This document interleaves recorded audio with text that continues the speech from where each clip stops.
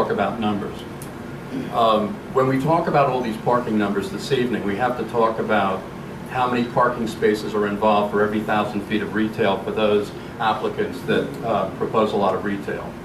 For apartments, are we talking about 1 car per apartment, 2, 1.5, and so forth? So Bruce will show a little matrix that we put together at the end of our presentation that highlights some of the parameters of the different properties.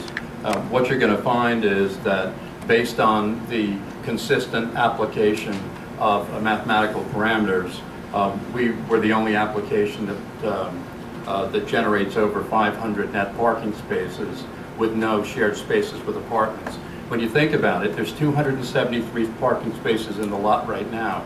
If you propose 200 apartments, you need 250 to 300 spaces, call it 300, that's 570. Add another 500, you're already up to nearly 1,100, and that's without retail. So at the end of the day, you want to make sure that you have more parking, not less. So when we first became aware of this opportunity and thinking about solutions, I looked at the site plan and the block, and what became immediately evident to me was a couple of things. Number one, I think it's critical that Drummond be connected all the way from Monmouth Street to White. Otherwise, you'd have all this massive development, and the only way you get around the block is to go all the way down to Broad Street, all the way down White and around Maple. So you don't want to talk about turning Broad Street into Broadway, in terms of just backing the whole thing up. The second thing that became clear to me was that based on how the RFP was structured, that absent adding additional property, it wouldn't work well enough for me to be terribly interested. And I'll tell you what I mean specifically. If you ask a developer to provide up to 200 apartments, so that's 300 spaces, to replace your 273, that's 573, and add 500, and you want to do that in the confines of the White Street parking lot, the only way you can do it is with buildings that are 6 to 8 stories tall and very wide. Now, I see tonight that many of the applications went to, the developers went to considerable creative means to jog the buildings back and forth and to do all these things to make it more visually interesting.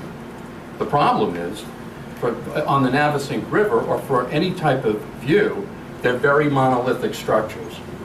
So what I decided to do was to see what I could arrange with adjacent property owners, and I was successful. And I control the properties, the Atlantic Glass, and the parking lot behind it. So what I really did, parking lot aside, was add 50 or 60% of land area to the redevelopment area, although this part of the redevelopment area, I'm the only one that designated it. But in any event, we added to the redevelopment area, and we also figured out how to bifurcate our building if for some technical reason we needed to do it in 2 stages. The next thing I thought about was, where are people going to park when this stuff's getting built? I mean, businesses are struggling now because there's no parking. So if it takes, I heard 6 months for permits. That gentleman, I got to hire you because I can't get a building permit in 6 months. But anyway, the point of it is, it's going to take time to do this stuff. You got to build a parking garage, and when you integrate a parking garage into a residential structure, you've tied up the whole block, let alone a staging area. So it became incredibly clear to me from the get-go that I needed to tie up the other properties, which I did, so that I could create a property that was visually much more interesting. And also, from the start, I wanted to include a for-sale component. Red Bank is starving for high-quality, I mean world-class high-quality, upscale, residential, for-sale housing near Broad Street. Talk about walking wallets, that's exactly what we're talking about. I know so many people who have no choice after 50 or 60 in terms of where they're going to live locally and would love to live in Red Bank. Red Bank isn't just for people 25 years old that want to use the train. Red Bank's for all sorts of people in this area that don't have an ability today to access it. So as I look more at this possibility an interim parking plan became essential. So one of the things Bruce is going to share with you is a 3-phase plan.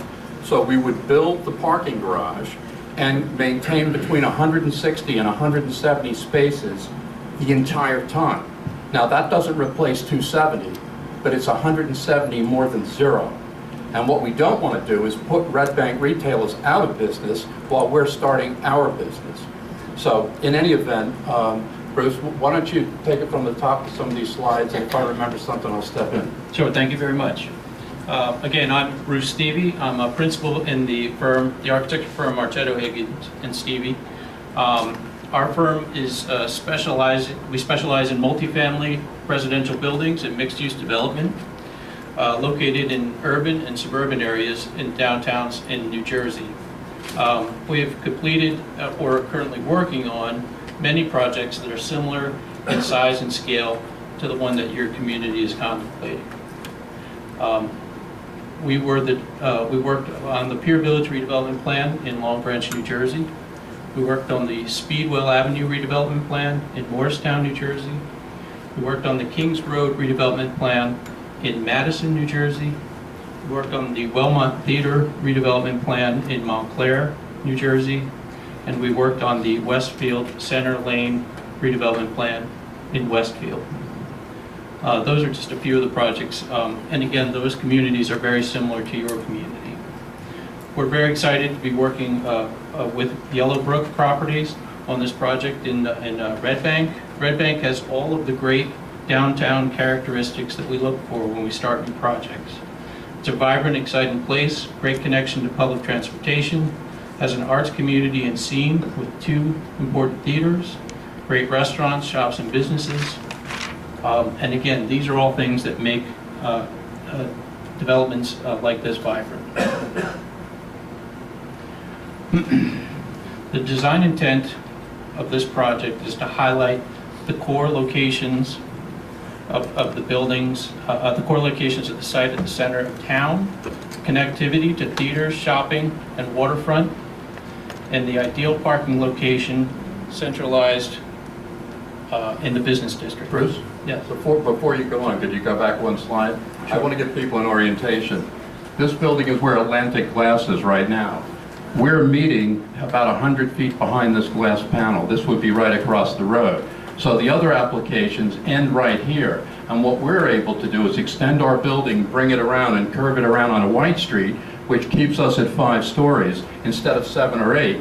And then we visually layer our project so it's not one monolithic type of application. Very good. So again, to speak about the design intent, when we began discussing design options for the White Street parking lot, it became very apparent, and as Roger has said, that to expand the site and to include adjacent properties would benefit the project in many different ways. And Yellowbrook Properties was able to make this happen.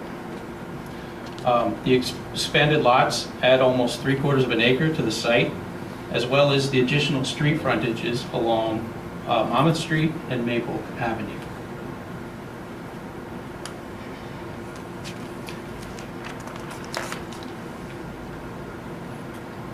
By expanding the site, it will enable Drummond Place to extend through the site to White Street, from Monmouth Street to White Street.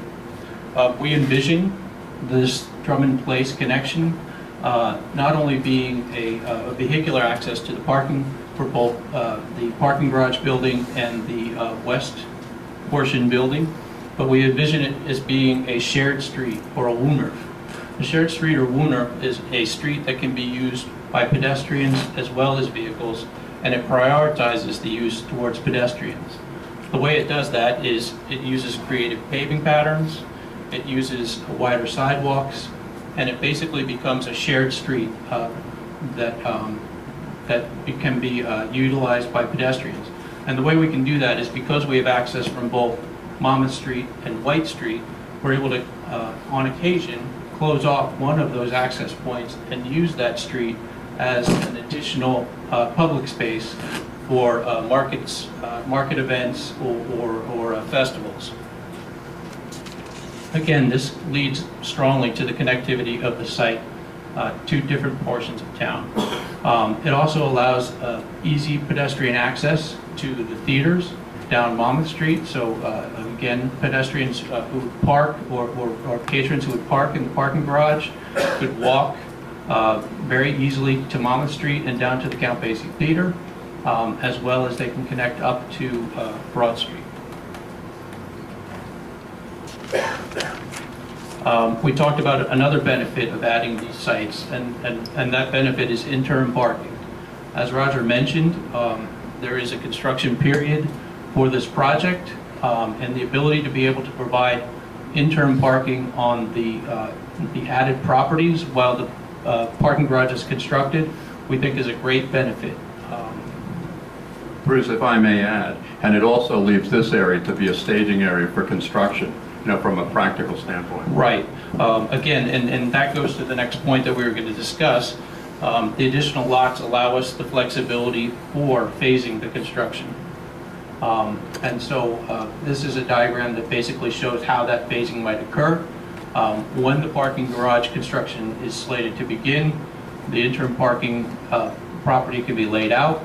The construction staging area would be at the eastern portion of the site, and the garage could go under construction. Hey, Bruce, would you mind taking a step aside just a little Sure. bit so we can... Sure, sorry about that. That's okay, thank you. The second phase of construction, the western building, which we showed you briefly at the beginning of the presentation, which we anticipate would be a rental apartment building, would get constructed.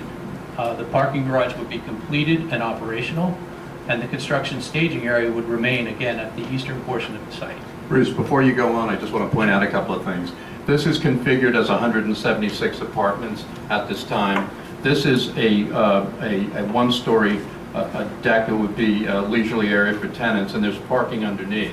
For the upper levels, after 3 stories, the parking garage extends across Drummond, and we did that recently. You don't have that in the numbers on things on the website, and we did it after speaking with Red Bank business owners and people at River Center who made it clear that with what they see in the future, Red Bank and Count Basie and Red Bank Catholic and so forth and so on, that more parking would be better. And I do agree with the previous developer about doing a study, but that's what we did. Right.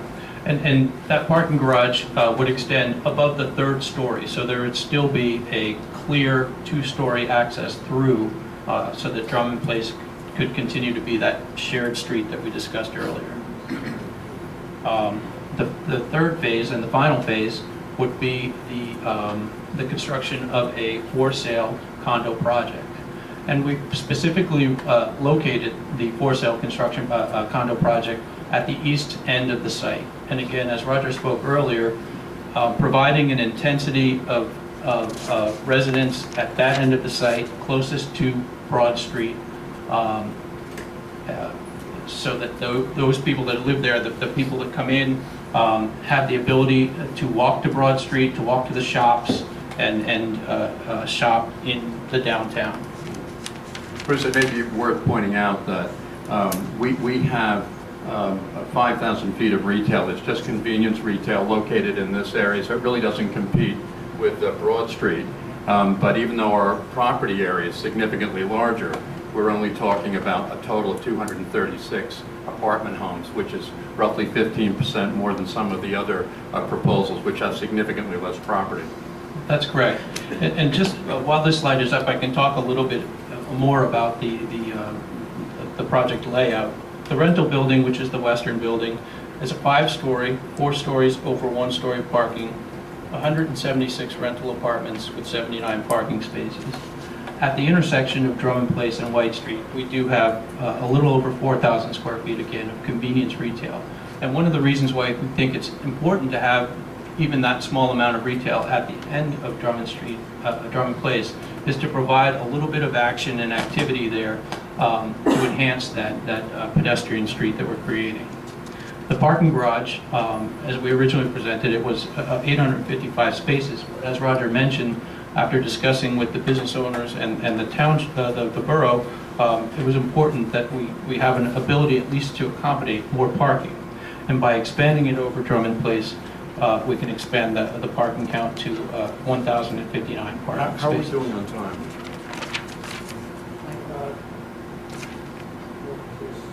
20 minutes? That sounds fair. Sure, okay. 5 minutes exactly. Okay. So this is, as Roger stated before, this is the vision of White Street at the intersection of Maple. You can see that the building facades, this is the 5-story rental apartment building. Building facades are modulated using brick and metal panel. There is activity and action at the street level. Bruce, could you step back a little bit? Yes, I apologize. We got to go fast. We have entry stoops along the street front to provide activity at the street level. When when we were thinking about the iconic architecture that we were looking to create a heart at the center of downtown, the luxury rental apartment was designed or envisioned as a beacon, an element that would draw you to the downtown. Yeah, the for sale components, the beacon, it's here. The residential is to the west. And for the record, this building shows you about visual layering. It's not a monolithic look. It's a much longer project. This is 145 feet. It's not as tall as the buildings over here, but obviously it's a lot taller than 8 stories. Correct. Again, building on the idea that this building could become a beacon, it could become a landmark in downtown Red Bank. The idea would be that it has the feel and the look of a beacon, of a lighthouse. It would be a visual icon from the water as well as from other areas outside of town. It would be, when you say, where do I park when I go to Red Bank, you would say, look for the... We did this, it'll make it easy to find the parking lot. Let's go to the next thing. I was thinking that actually. So, no, it's the whole idea behind this thing. In any event, just as a summary, what we believe are critical, these were the factors literally in the first 10 minutes of looking at this thing from Google Earth. You need the Drummond Street selection, circulation, that's critical. We think you need to expand the redevelopment area. You need to have an interim parking plan. And I think it would be a great idea to have for sale residential. We talked about visual layering. Here's the real numbers. We have 500 net spaces. You can see the rest. I owe an apology to DOPCO. This is incorrect. They rightfully saw the need for circulation, and I apologize for that. But in any event, I know this is a little out of the box. If we had to stay within the envelope, we could do that as long as the second phase allowed us to do what we have in mind. We don't have 5 different concepts. We got one because we really like it. Thank you.